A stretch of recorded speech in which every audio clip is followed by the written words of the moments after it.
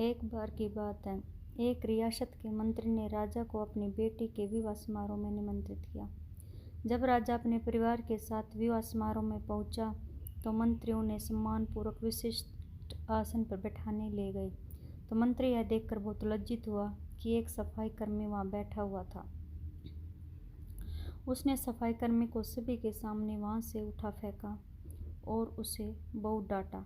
सफाई कर्मी ने बहुत अपमानित महसूस किया और बदला लेने की योजना बनाने लगा। अगले दिन सुबह वह जब राजा का कक्ष साफ कर रहा था, तभी वह जानबूझकर बड़बड़ाया, राजा कितने नादान हैं, उन्हें यह पता ही नहीं कि रानी और मंत्री के बीच क्या चल रहा है। राजा आधी नींद में था। यह क्या बकवास कर रहे हो? उसने पूछा। महाराज, मैं पूरी रात सो नहीं पाया, मैं तो नींद में बड़बड़ा रहा था, सफाई कर्मी जवाब में बोला। हालांकि उसकी बात सुनकर राजा के मन में संदेह के बीज पड़ गए थे। राजा अब मंत्री से चिढ़ने लगा और समय समय पर अपमानित करने लगा। एक दिन तो उसने अपने द्वारपालों से यह तक कह दिया कि वे मंत्री को महल में घुसने ही ना दें। मंत्री राजा के व्यवहार से बहुत चकित था, लेकिन कुछ विचार करने के बाद उसे समझ में आ गया कि सफाई कर्मी ही इसके लिए जिम्मेदार हो सकता है।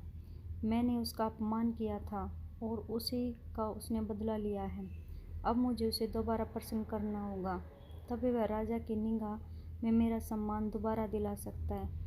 मंत्री ने सोचा। एक दिन उसने सफाई कर्मी को अपने घर भोजन पर आने का निमंत्रण दिया और कहा, मेरे दोस्त, मुझे क्षमा कर दो, मैंने तुम्हारा अपमान किया था, मुझे गलती का एहसास हो गया है। इन सुंदर कपड़ों को उपहार के रूप में ग्रहण करो, चलो मेरे साथ भोजन करो। सफाई कर्मी प्रसन्न हो गया। वह सोचने लगा, मंत्री तो अच्छा आदमी है, मैंने ही उस दिन गलती कर दी थी।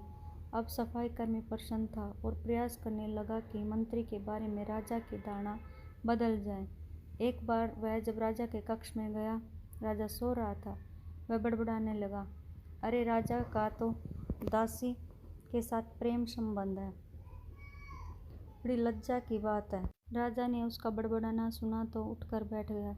राजा ने सफाई कर्मी को बहुत डांटा। सफाई कर्मी बोला, क्षमा कर दे महाराज, पूरी रात सो नहीं पाया, इसलिए दिन में नींद में बड़बड़ा रहा हूँ। राजा को अपनी गलती समझ में आ गई। इस तरह की अफवाह के चक्कर में आकर उसने अपने बहुत अच्छे सलाहकार के अनदेखी शुरू कर दी। राजा ने मंत्री को बुलाया और दोनों फिर से मित्र